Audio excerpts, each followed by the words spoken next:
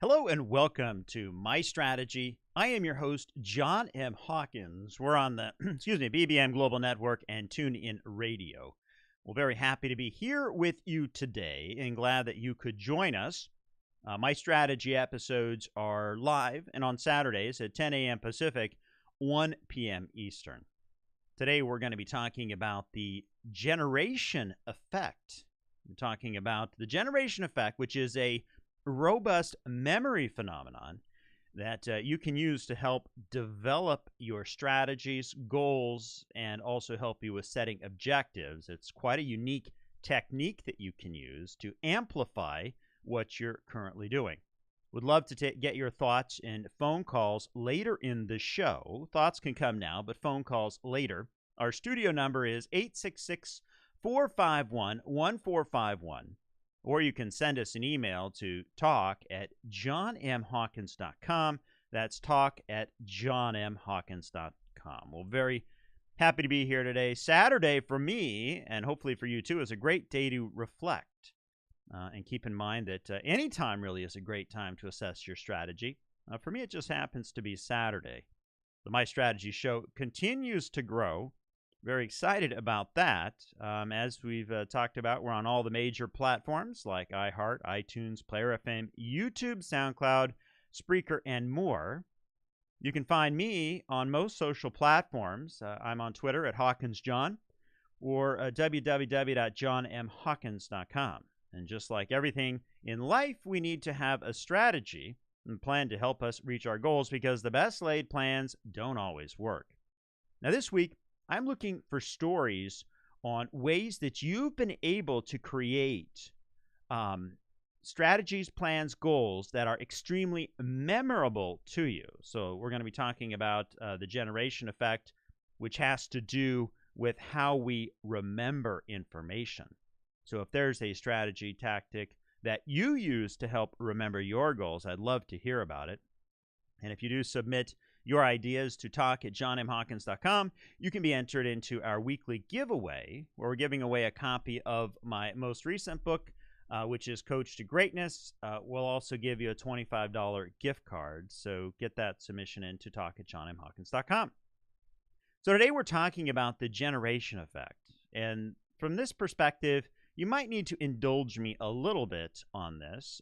This is something that we mentioned briefly in last week's show, but it is something that I thought about all week, and I really wanted to do a deep dive into it because I think there's a lot more behind this particular concept that we can use.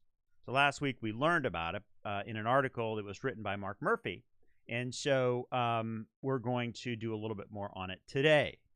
We're also going to be talking about processing strategies and the generation effect, where we're going to be looking at the activating broad neural circuits during memory encoding and these generation effects. Now, there is a little bit of, a technical nature to this. I'm not really going to go into any depth on it. I just want to go through some of the key concepts and some of the major findings because I think it's important, and it's also very interesting. It's something that, I had not thought of in the past with regard to setting goals and objectives and strategic planning, and I think there might be a good use for it. We're also going to talk a little bit about the self-generation effect as it comes to creating user interfaces. So top software companies are using this effect to make more memorable experiences for their customers. Most specifically, I've got 4 examples. Adobe, Photoshop, Microsoft Works, and also EA Sports. And I think that's Microsoft Word, not Microsoft Work. Works is an older platform. We're also going to talk about how we can use this concept with strategy. There's ways that we can enhance our vision, our goals, engage with different material, how we go about writing down and keeping that information handy for us. And we're going to then create your strategy and talk about how we can get that implemented into your daily life and into your daily planning, and then we'll wrap it up from there. So the generation effect, not to be confused with generational, because generational would imply millennials, Gen Xers, baby boomers, etc. The generation effect is a phenomenon of being able to remember information that has been generated with the mind rather than material that has been read or heard. This phenomenon is not well understood, and there are a few theories that attempt to explain it. The generation effect is possibly due to the effort that is involved in an attempt to figure out a problem rather than the passive effect, which is merely reading about it. And this is also possibly the source of success in hands-on learning that is used in some classrooms and subjects. Common example of this is the use of manipulatives and problems that require critical thinking in teaching and learning math, as opposed to learning only to memorize addition, subtraction, etc. So we're not going to go back to math class today, but we are going to talk about how this does have an impact on us in our, maybe teenage, adult lives, and it can actually help us if we leverage some of these constructs to do better at building our strategic plans. And the article that really got me excited about this was called Neuroscience Explains Why You Need to Write Down Your Goals If You Actually Want to Achieve Them by Mark Murphy. He starts off with talking about how we need to have there are people that vividly describe or picture their goals are anywhere from 1.2 to 1.4 times more likely to successfully accomplish their goals. But was most interesting to me, was the fact that he went into more detail on this and talked about the two levels. There's the external storage, and this has to do with memory and writing down goals. So when you start to write things down, it has to do with external storage and encoding. And basically he said that the external storage is easier to explain. You're storing the information contained in your goal in a location, for example, a piece of paper or a plan or something along those lines, or a Word doc or a Google doc or something. Very easy to access and review at any time. So you could post that paper and have it available. But he said there's another deeper phenomenon which is happening here, and this is the encoding process. So it's one thing to write something down on a piece of paper so that you can recall it later. But the encoding process is what is fascinating me here. The encoding is a biological process by which things that we perceive travel to our brain's hippocampus, where they're analyzed. From there, decisions are made. So it's not just about getting that information into your brain, but it is getting it into a portion of the brain that helps us with decision making, also long-term memory, and also what gets discarded. So when we do this writing, it improves the encoding process. The generation effect also has an impact on that as well. So that's really the purpose of this show today. We're going to be talking about how we can use that when it comes down to building our strategies. You're listening to My Strategy. I am your host, John M. Hawkins. We're coming to you live from the BBM Global Network and TuneIn Radio. Well, when we come back, we're going to talk a little bit more about the generation effect. You're not going to want to miss this. We'll be right back.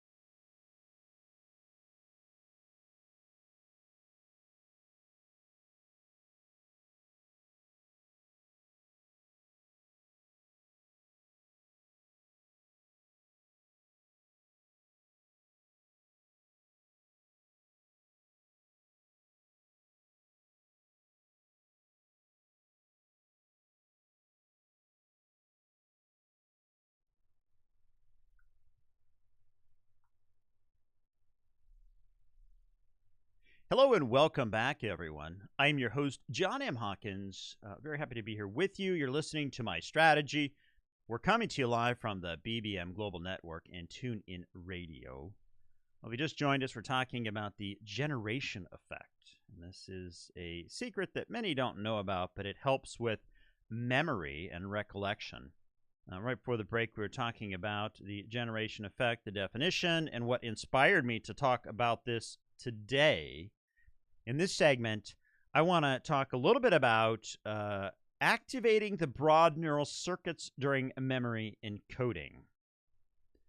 Well, I'm not going to go into too much detail since I am not an expert on the subject, but I do have a couple of articles that I can lean on to help us understand this phenomenon a little bit better. The first is from an article written by Patricia Ann D. Winstanley and Elizabeth Ligon-Bjork. And this is from it's called Processing Strategies and the Generational Effect Implications for a Better Reader, not a better speaker. When presented with items that must be generated versus read at encoding, individuals typically remember better those items that they generated versus those that they only read. We examined whether, given the opportunity to experience such differential memory consequences of generating versus reading, participants might change how they process future information to be read. In a first set of 2 experiments, participants were able to profit from such an experiment to the extent that a generation advantage was eliminated on subsequent memory tests. We'll get to that in a little bit, but that specifically has to do with a mathematics test that was done. But for the most part, there are benefits of the generation effect. 2 additional experiments demonstrated the critical nature of this experiment in leading to improved processing of future to be read information and elimination of the generational advantage, as we aforementioned. We believe these results relate to the characterization of the learner emerging from recent metacognitive research and a possible implication for how learners might induce to process information more effectively. That's what we're talking about here. We're talking about this generational effect, and what I want you to be thinking about is when you put together your strategic plan, when you start thinking about your goals and your objectives, what medium are they in? How did you create them? Are they goals that you wrote years ago? Are they things that you have rewritten since then? I think you're going to find that there's a very interesting case for continuing to work on them on a very frequent basis, which could be daily, weekly, monthly.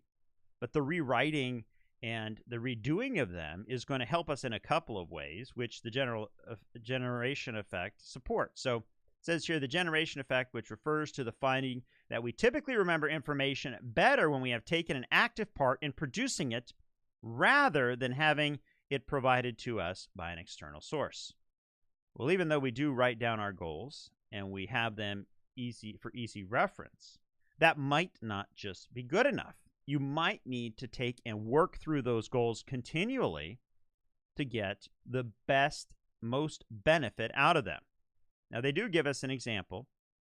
For example, if they had to generate the word kitten, that's K-I-T-T-E-N, from a word fragment, and in the example here, they have K-T-T-N. So if you gave somebody K-T-T-N versus given the word intact, it has been recognized in memory research, this was by Jacoby in 1978, that you would be more likely to remember that. It says, moreover, since that time, the generational effect has proven to be quite robust and general, extending, for example, to mathematical problems as well. And this was in a study by Lawson and Chinnapan in 1994. There was also some research done by McNamara and Healy. What's interesting, though, is it says, despite the typical robust and generality of the effect, the memory advantage for information that has been generated versus only read does not always appear or can be eliminated under certain circumstances. And this is what the writer was referring to in the summary of the paper. It says in McNamara and Healy showed that a generational effect does not occur for the recall of answers to arithmetic problems unless the retrieval strategies that reinstate procedures used at the time of study were introduced at the time of the test. So what does that mean? It means that, yes, there is a benefit from generational memory. And right, we're concerned about decision making and how to make the best decisions. So if we are rewriting our information and we are continuing to process it, there is a better chance that we are going to remember it in different ways rather than just reading the information. Now, I hope a lot of this makes sense. I mean, to me, this is extremely interesting. You might not be so interested in it, but I think there's some merit to this. So they also go on to say that in the procedural account, McNamara and Healy, it was assumed that participants generating information at study, as opposed to reading it, are more likely to engage in procedures during study that can be reinstated during the retention test. So this comes down to habits and how important they are. If you are in a situation where you need to have a good memory, or you need to be able to focus on your goals, and you're looking for clarity, you're looking for better decision making, this generational effect is a phenomenon that could explain why or how our brains are able to do this so they can do it. What we need to figure out and unlock is how do we make this relevant for ourselves? And so that's part of what I want to get to is how do we start to think differently about the information that we're working with to make it relevant so we can retain it. It says, psychologists and educators have long extolled the importance of mnemonic techniques for active learning, such as organizing material, monitoring learning, and practicing retrieval. In one study, individuals learned Swahili English word pairs by combining them together with a hyphen. So they used the Swahili word mashua hyphen boat. And they said they used that word, and then the participants were better able to remember the Swahili word for boat. You're listening to My Strategy. I am your host, John M. Hawkins. We're coming to you live from the BBM Global Network and TuneIn Radio. Well, when we come back, we're going to talk about the self-generation effect and how it can be used to create user interfaces, specifically with Adobe Photoshop, Microsoft Works, and EA Sports. We'll be right back.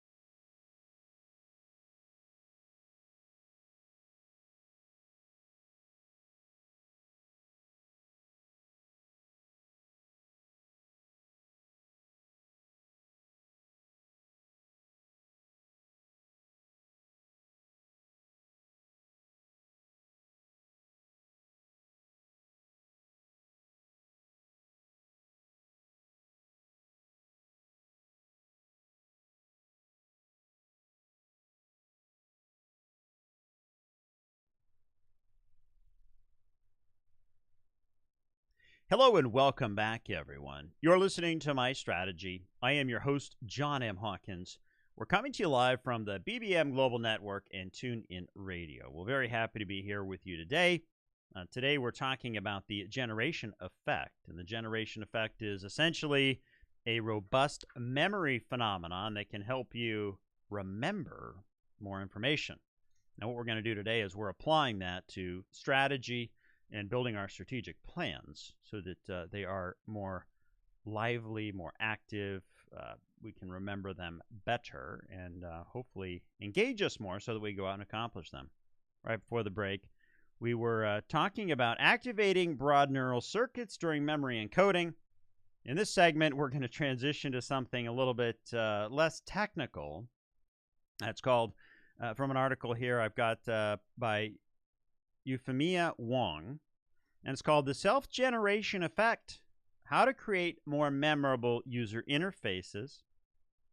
So what she's done here is she's taken the construct of generation effect and basically put together a paper that talks about how it is being used in software design to get people to be more engaged with their environment, with the software. It says, learn how to improve user experience by incorporating the self-generated effect into user interface designs. The self-generation effect is prompted in many of the customization tools built into some of the most widely used products out there. Now, the purpose for going through this example is to show you how the self-generation effect or generation effect can work in the real world in software, and then we want to apply that to our strategic plans. The phenomenon provides users a sense of control as they customize their own tools and functionalities. She says here that Adobe, Photoshop, Microsoft Word, EA Sports game controller settings, and Logitech MX series mice are just a handful of the many popular products that have this self-generation effect reflected in their designs. So she wrote this article explaining how this works. She says the self-generation effect describes how information is better remembered when it is self-generated as opposed to passively consumed or interacted with it.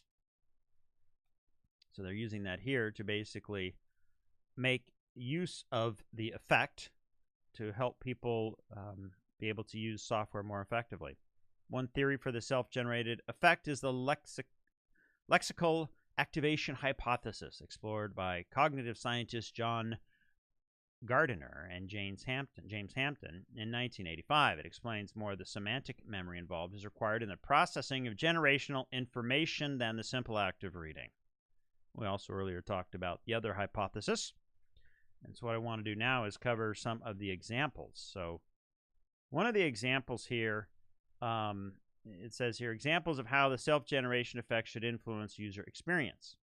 It says, we all know through our experiences in school, testing yourself by generating quiz questions or creating flashcards is a great way for us to remember everything from historical dates to biological terminology.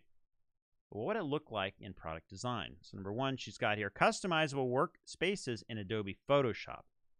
Adobe Photoshop, created by Adobe Systems, which is a software company that creates software, is the largest North American computer software company, and it's a great example of how making use of the self-generation effect in user interface design can result in widely popular and successful products.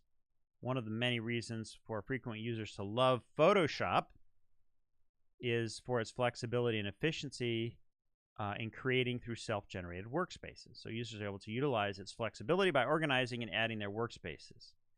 So there you see, with Photoshop, the end user is able to change their workspace to suit their needs, rearrange things, rename things, and that is part of the generation effect in practice. Another example is the customization of the toolbar in Microsoft Word.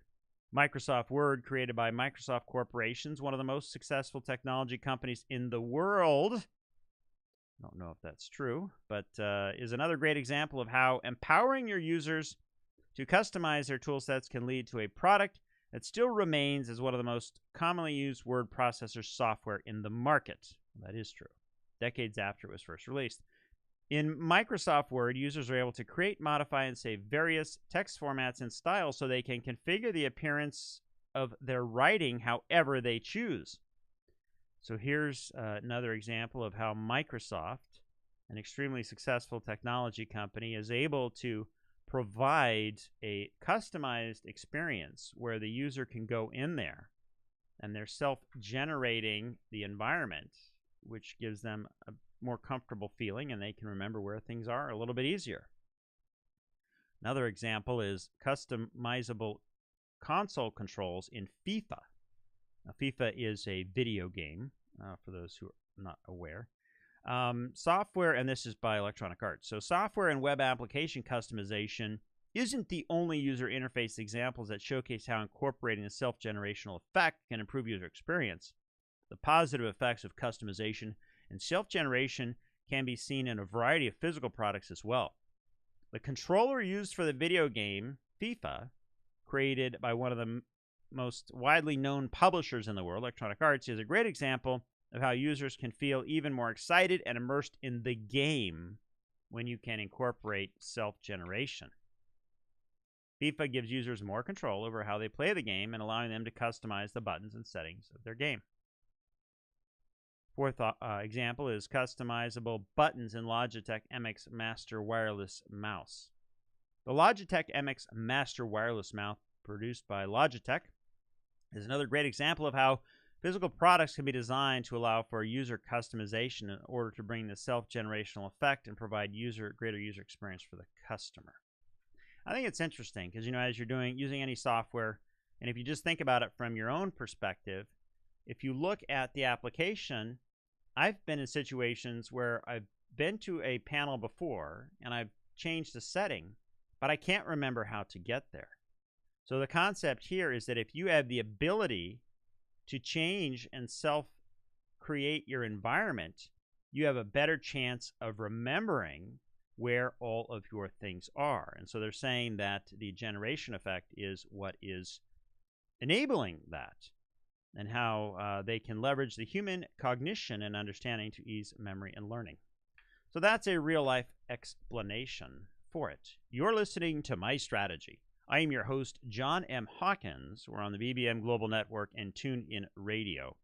When we come back, we're going to talk about how we can use all of this generation effect to create our strategy. We'll be right back.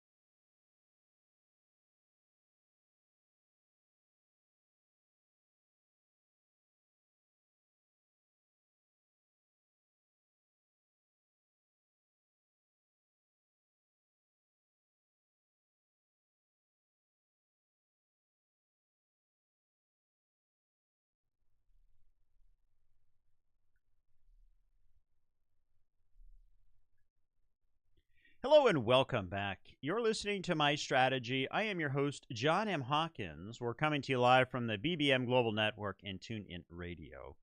Well, if you've just joined us, very happy to have you here today. Really glad you could join us. My Strategy episodes are live and on Saturdays. We also have tapings of the show that are available on any one of the major platforms, also YouTube, if you'd like to see the video of the show. Today, we've been talking about the generation effect.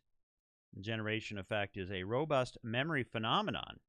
We're talking about how it works and how we can use it to develop our strategies, goals, and ultimately set objectives. We'd like to get your thoughts. Love to take your phone calls. We'll take those later in the show. Studio number is 866-451-1451. Number again is 866-451-1451. You're also free to send us an email at talk@johnmhawkins.com. That's talk@johnmhawkins.com. If you do email now, we're giving away, with any sort of feedback, we're giving away a copy of my most recently published book, and also a $25 Visa gift card. So you'll get the book and a $25 Visa gift card. Visa gift card spends better than the book, but both have some benefit.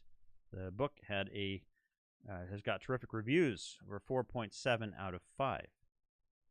So right before the break, we were talking about the self-generation effect. We talked about Adobe, Photoshop, Microsoft, Word, EA Sports, and talked about how those companies are using the generation effect to design their software so that users are better able to remember where things are in the platform, and they can have their own customized user experience.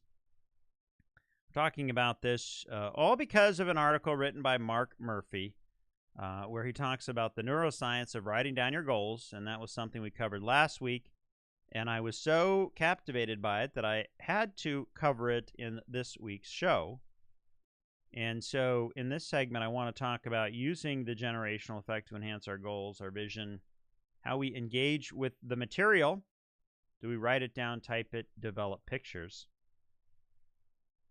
You know, I think I've been involved in a lot of strategic planning initiatives, and, you know, strategic planning from a corporate perspective to me seems, you know, very process-centric. And, you know, they come up with steering committees and they go out and talk to people in the community. They have consultants come in and take a look at the, you know, the goals, objectives. They figure out, you know, what the mission is of the organization, if it has one. They talk about, you know, what are the objectives. You know, if you're a corporation, you've got corporate objectives. If you're a small business, you have, you know, personal objectives. You got payroll and other things to make. And one of the things that I do know is that creating a strategy is an art and a science at the same time. And I think it's important, as we focus on self-development, to not get overwhelmed by the methods and procedures that are used in the business world. Because I think that, you know, we all learn things in a different way. Some of us are spatial learners. Some of us are auditory. Some of us, you know, kinesthetic. We read things. We like to read things, and we learn things. And since we're all different learners, I think it's important for us to start thinking about this generation effect and see, you know, how can we create our own strategic plan, or how do we need to see the information so that it makes sense to us? And like they did with the software applications, how do we create an environment or a plan that's comfortable? That's what I want to talk about in this segment. You know, one of the things that Mark Murphy talked about was vividly describe your goals. I covered that a little bit last week, where he talks about rewriting your goals. And, you know, from my perspective, I do write. I like the writing down on paper. And but I also type them up. I also have digital copies of them. It just depends, right? I mean, I actually have a pretty cool tool called LiveScribe, which is a notebook that gives me the ability to write, but it also takes all that information and encodes it and saves it to my smart devices. So now I have it both ways. I can write it and it gets, you know, serialized, and I have it available in text format as well. So that's one of the keys, I think, is really focusing on rewriting your goals and periodically, but not just rewriting your goals, but we want to add something that's vivid. And how do we add things that are vivid? We can add pictures. We can add other things that make them more specific to us. So I don't know about your goals and objectives, but we learned that, you know, when they were trying to teach somebody a Swahili word, they concatenated mashua and boat. Well, mashua is a Swahili way to say boat. I mean, how could you apply that to your goals and objectives? You know, I mean, if you write down what you want, but then put another word next to it, that might give you the ability to better remember and associate those. Also, when it comes time to putting together your plan, you don't always have to write things out. You could take pictures from magazines or the web or online and take pictures of those things that are most important to you and put those in your plan. If your family's most important to you, why not take a picture of your family and include that in your plan? Or if your work or your mother or whoever is in your world is important, you can add that. And I think when you start to go beyond just writing things down and have the pictures and have, you know, those types of vivid descriptions of what we want to accomplish, it makes it more real for us. Now, in business and in personal, we also can add charts and graphs. I think it's incredibly important if you're looking to accomplish any sort of goal, whether it's weight loss or saving money. A chart or a graph is absolutely imperative to have. The other thing that you can do is, you know, video recordings. Record yourself, watch it, see how see what you're saying. Conversations, workshops, long drives. I think there's a lot of things that we can do from a different perspective to help come up with our strategy. We don't need to have this cookie cutter approach, this one size fits most mentality. And I think that's where we need to be a little bit more creative. And we are backed by science because if we do it properly, it gives us the ability to better encode this information, which we learned earlier was a biological process. And it's going to help us to, when it comes time to making decisions. And hopefully, with that encoding, we'll make better decisions.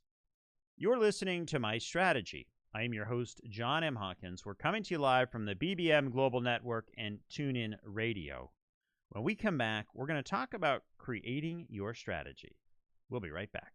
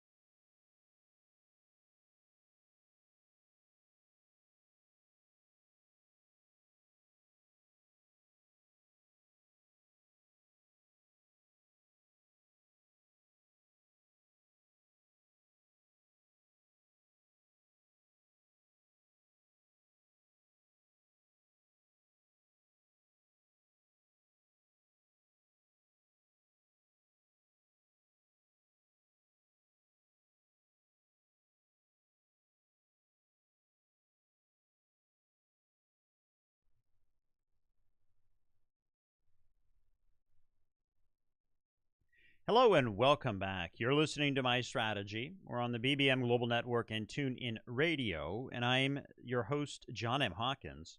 Today we've been talking about the generation effect and how the generation effect, which is a robust memory phenomenon, you can use that technique to help develop your strategy, goals, and setting objectives. Right before the break, we were talking about how we can use the generation effect with strategy.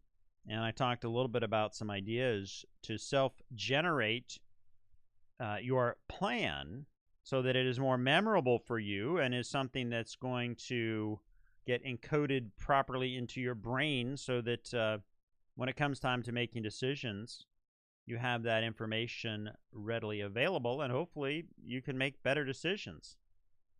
In this segment, I want to talk a little bit about creating your strategy. How you develop your strategy, how we can take some of these constructs with regard to, generating the vivid details with the pictures, with, writing it out, whatever method works best for you.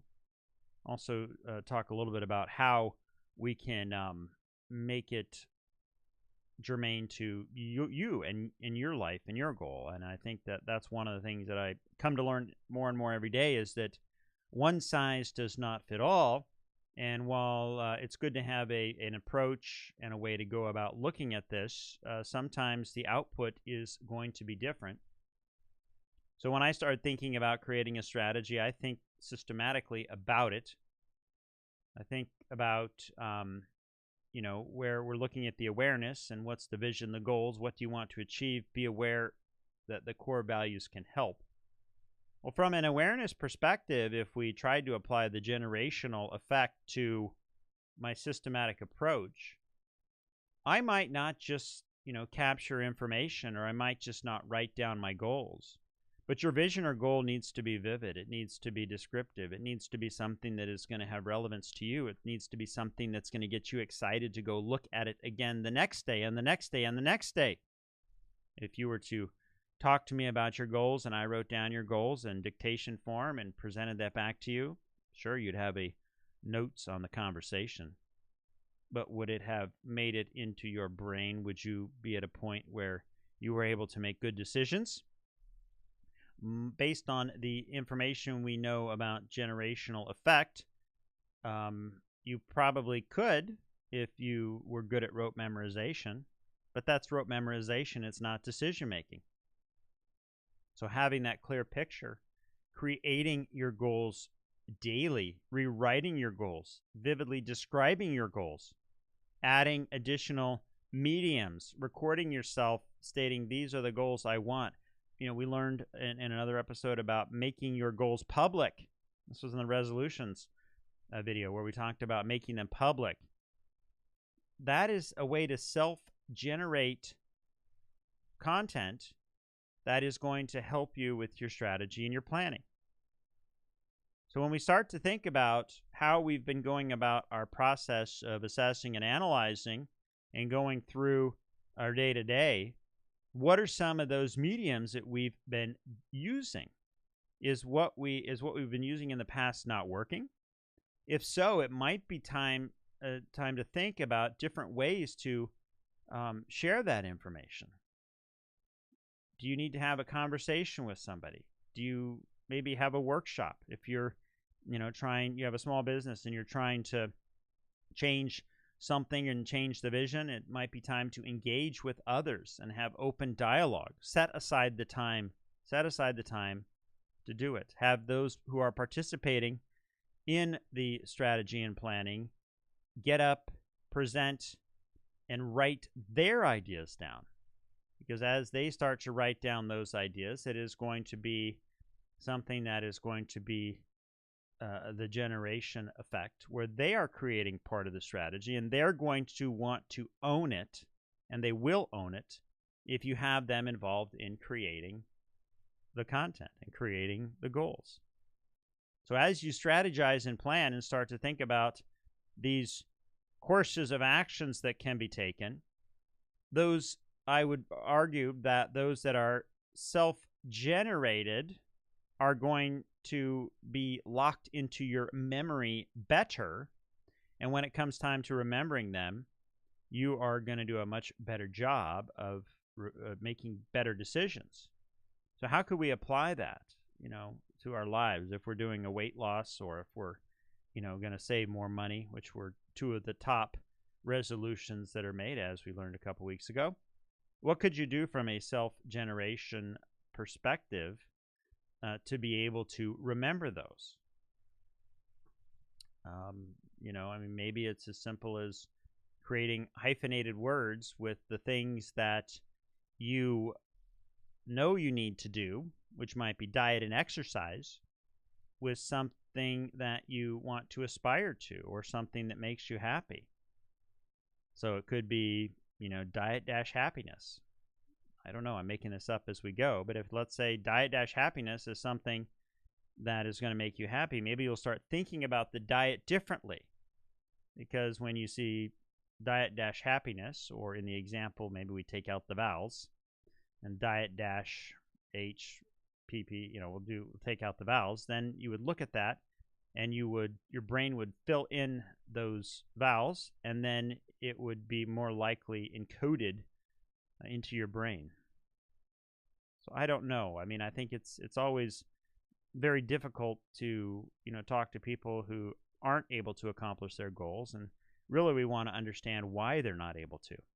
And perhaps the generation effect has some meaning and can help them. Once we've got our plan and figured out what it is we want to do, we need to implement it. Because if you do not implement it and start your change, you're never going to accomplish those goals. So go back to implementing it, and then finally getting the support and evaluation that you need, so that you get that reaffirmation. You can have somebody who can help hold you accountable and responsible for accomplishing those goals. So I don't think there really is any magic bullet or one answer that I can give when it comes time to using the generation effect in creating your goals. I do know that when you come up with unique ways to look at information, to generate that information, that it's going to give you a better chance of remembering it. So when those tough decisions come, you'll make the best one. You're listening to My Strategy. I am your host, John M. Hawkins. We're on the BBM Global Network and TuneIn Radio. When we come back, we're going to talk about ways you can put your plan in place. We'll be right back.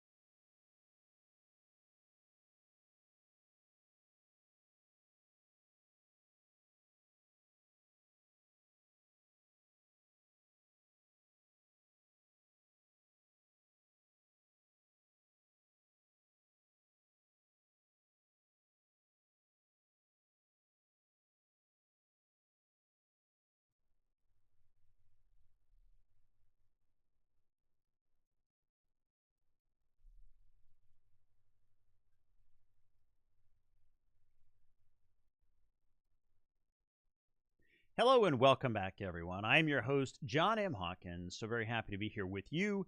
You're listening to My Strategy. We're coming to you live from the BBM Global Network and TuneIn Radio. I'm really glad that you could join us here today. Today we've been talking about the generation effect. And in case you missed this broadcast, you can always listen on iHeartRadio, Apple, iTunes, or one of the other many platforms. As I mentioned at the start of the show, we're also available now on YouTube, where you can see the video along with audio of the show. And if you'd like to have anything covered in this show, please send an email to talk@johnmhawkins.com, or you can give us a call at 844-MY-STRATEGY. That's 844-MY-STRATEGY, or talk@johnmhawkins.com. Well, we've been talking about something that has really piqued my interest this week, and it has to do with the generation effect. This week, I'd ask you to indulge me and on me talking about this generation effect, which is something that I learned about last week from an article written by Mark Murphy, where he talked about how the generation effect can be used to writing goals and objectives and helping with the planning process. And that got me thinking on a whole lot of topics. I started thinking about how all of this works. And, there really is a lot of science behind these strategies and the generation effect. Basically, your neural networks and circuits are activated during the memory encoding, which is where you ultimately do when your decision making happens, and it gives you the ability to make better split-second decisions or decisions in general as they come up. There were some downsides to the generation effect with regard to it wasn't as effective if you were using, like, let's say you used a methodology to solve a math problem. If you didn't implement that same methodology when you were in a test situation, it didn't work. But I think that if you do practice it and come up with different ways of encoding that information through self-generation, you now have 5, 6, 7 different ways of hearing and seeing that information, and hopefully it will be encoded in a number of different ways. And why is this important? It's important because when we set a goal or objectives, sometimes we forget about it. Look at the resolutions. January 12th is really the day that most people give up their resolutions. I believe the numbers are about 80% or so say, I'm just not going to do these resolutions anymore. And I think about this from my perspective, and if somebody who was creating a resolution on December 31st used the generation effect to create these memories or to create these goals, would they have then been able to stick to those resolutions and perhaps keep them throughout the year? So that's really what this is exciting, why this is exciting to me. And we also went through some examples that major software companies, large software companies are using to implement this with user experience. We talked about Adobe, Photoshop, Microsoft Word, EA Sports. Those were 4 examples that are out there in the world where they're providing users the ability to customize their environment. Well, if you have the ability to customize your environment, you have a better chance of, and generation effect is real, then you have a better chance of being able to remember where all your settings are. So that's one advantage that we're seeing, rather than going to a settings and then forgetting how to get there, which I do all the time. But anyway, that's neither here nor there. We also talked about how we can use the generation effect with strategy. Really make it real, make our visions with pictures, write it down, do workshops. There's so many different things that we can do to help generate those goals, generate the content so that it becomes part of us, so that when we do have to make decisions or we have a choice, A or B, that information and that strategy is already encoded in our brains, so we would stand a better chance of choosing the best option for us. And then talked about how we're going to create the strategy and get it into place. And I think from that perspective, it comes down to, if you're in a habit and you're not able to break that, you need to be aware that you're in that habit. You need to be aware that what you're doing is not working. You need to be aware that, sometimes we do need help, whether it's a buddy or somebody who can help you. And it all comes down to being able to prioritize our time and commit to those goals. Well, glad to be here with you guys today. You've been listening to My Strategy. I am your host, John M. Hawkins. We'll see you next time.